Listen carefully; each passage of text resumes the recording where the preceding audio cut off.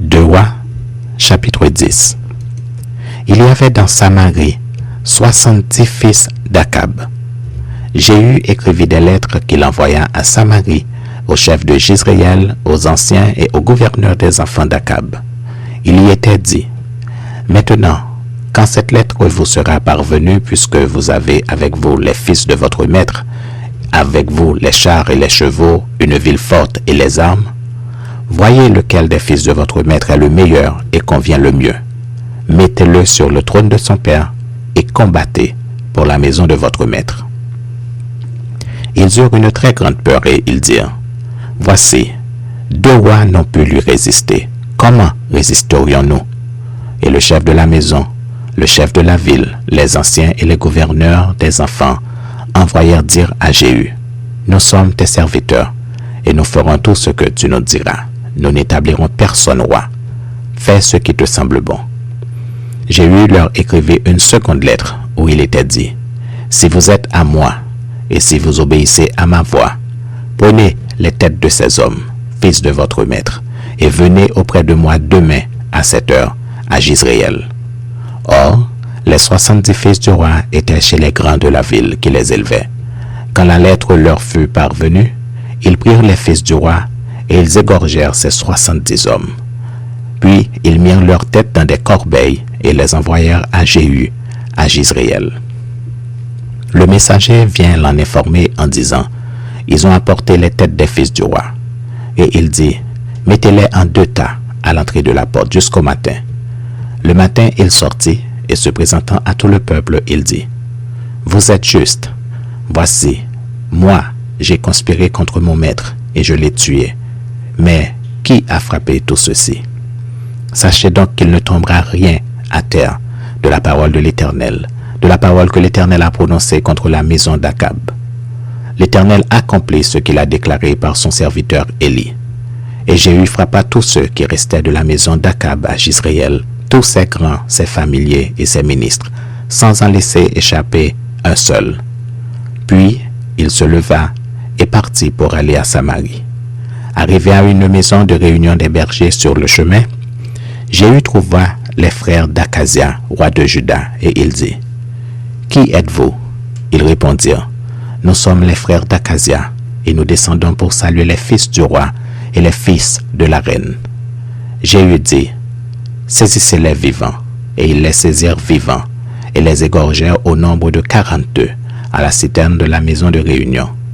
Jéhu n'en laissa échapper aucun. Étant parti de là, il rencontra Jonadab, fils de Récab, qui venait au-devant de lui. Il le salua et lui dit: Ton cœur est-il sincère comme mon cœur l'est envers le tien? Et Jonadab répondit: Il l'est. S'il l'est, répliqua Jéhu, donne-moi ta main. Jonadab lui donna la main, et Jéhu le fit monter auprès de lui dans son char, et dit: Viens avec moi, et tu verras mon zèle pour l'Éternel. Il l'emmena ainsi dans son char. Lorsque Jéhu fut arrivé à Samarie, il frappa tous ceux qui restaient d'Akab à Samarie, et il les détruisit entièrement, selon la parole que l'Éternel avait dite à Élie. Puis il assembla tout le peuple et leur dit: Akab a peu servi Baal, Jéhu le servira beaucoup. Maintenant convoquez auprès de moi tous les prophètes de Baal, tous ses serviteurs et tous ses prophètes et tous ses prêtres, sans qu'il en manque un seul, car je veux offrir un grand sacrifice à Baal. Quiconque manquera ne vivra pas. Jéhu agissait avec ruse pour faire périr le serviteur de Baal. Il dit: Publiez une fête en l'honneur de Baal, et ils la publièrent. Il envoya des messagers dans tout Israël, et tous les serviteurs de Baal arrivèrent. Il n'y en eut pas un qui ne vint. Ils entrèrent dans la maison de Baal, et la maison de Baal fut remplie d'un bout à l'autre. Jéhu dit à celui qui avait la garde du vestiaire: Sors des vêtements pour tous les serviteurs de Baal. Et cet homme sortit des vêtements pour eux. Alors Jéhu vint à la maison de Baal avec Jonadab, fils de Récab, et il dit aux serviteurs de Baal: Cherchez et regardez, afin qu'il n'y ait pas ici des serviteurs de l'Éternel, mais qu'il y ait seulement des serviteurs de Baal. et ils entrèrent pour offrir des sacrifices et des holocaustes. Jéhu avait placé dehors 80 hommes, en leur disant, « Celui qui laissera échapper quelqu'un des hommes que je remets entre vos mains, sa vie répondra de la sienne. » Lorsqu'on eut achevé d'offrir les holocaustes, Jéhu dit aux coureurs et aux officiers, « Entrez, frappez-les, que pas un ne sorte. » Et ils les frappèrent du tranchant de l'épée. Les coureurs et les officiers les jetèrent là, et ils allèrent jusqu'à la ville de la maison de Baal. Ils tirèrent dehors les statues de la maison de Baal et les brûlèrent. Ils renversèrent la statue de Baal, ils renversèrent aussi la maison de Baal, et il en fit un cloaque qui a subsisté jusqu'à ce jour. Jéhu extermina Baal du milieu d'Israël, mais il ne se détourna point des péchés de Jéroboam, fils de Nébat, qui avait fait pécher Israël.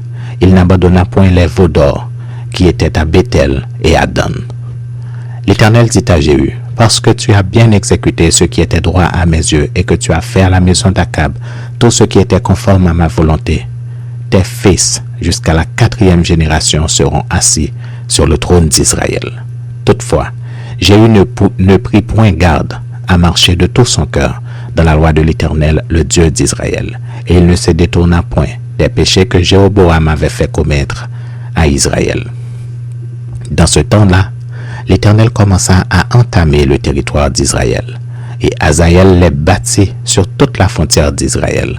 Depuis le Jourdain vers le soleil levant, il bâtit tout le pays de Galaad, les Gadites, les Rubénites et les Manassites, depuis Aroer sur le torrent de l'Armon jusqu'à Galaad et à Bazan.